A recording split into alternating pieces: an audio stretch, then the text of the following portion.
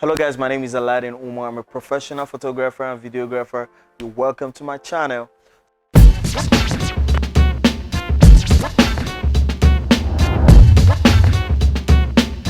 So I've had a lot of people asking me what kind of lens I use, okay, for my portraits. And sincerely, I'm just gonna give you, if you're a beginner photographer, I'm just gonna give you this tip. We have way more cheaper lens that you could use, okay? So I started with a 50 mm. You can see how little it is, very tiny, but it's powerful.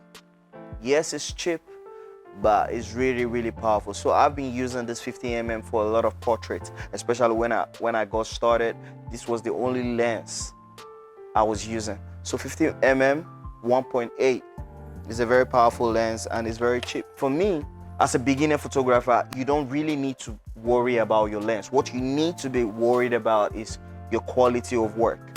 You understand? Because that is what the clients are going to be looking at. That's what your potential customers are going to be looking when they come to your profile.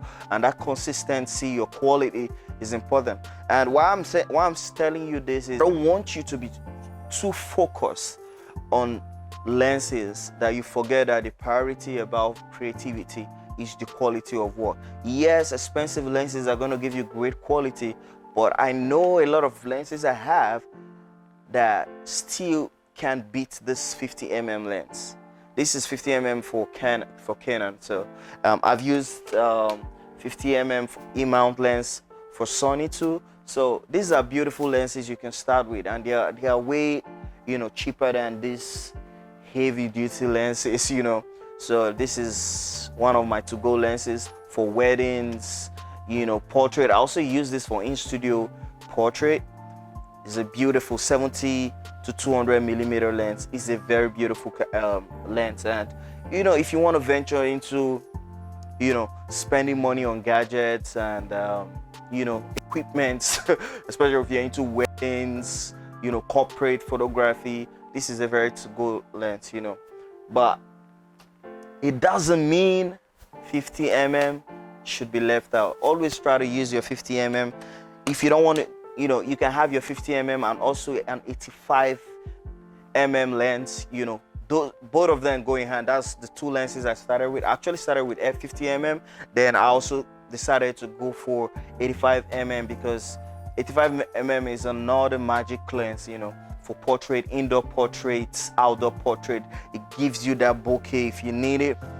Blow out the background, when you're taking portrait, blurs out everything behind your subject. 85 mm is another great lens you should have if you're a beginner photographer.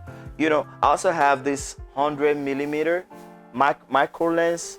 Actually use it for more detailed portrait. So when I mean more detailed portrait, is like beauty shots. This is my to-go lens for beauty shots. 100 mm macro Canon lens. So we have a lot of lenses out there, but if you're trying to work within budget, it's okay. It's fine for you to go for 50 mm lens. It's okay for you to go for 50 mm lens because it gives you everything you need. It gives you that sharp. It's really sharp. It can give you very sharp images. So these are a couple of lenses I use. I've showed you my 7 to 200 mm. I've showed you my 100 mm macro lens and my 50 mm. I used to have my 85 mm lens, but I got rid of it because I now prefer using my 50 mm than over using 85 mm lens. So it's all about preference and what you want to achieve while taking the images, and it's all about your choice.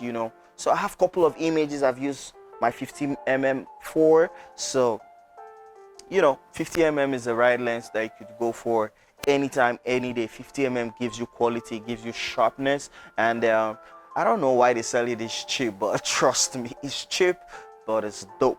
It's like getting your money back lens.